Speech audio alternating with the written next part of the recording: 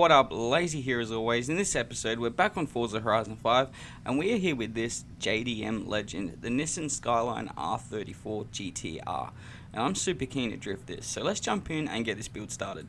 Okay, so for this build, I really want to leave the RB26 in it, so I'm going to leave that alone. But I am going to convert it to rear-wheel drive. Yep. Alright, jumping into the body. For the front bar, I really like it where it is, but I much prefer the Nismo one, so I'm going to go with that. And for the wing, honestly, I really want to leave it stock.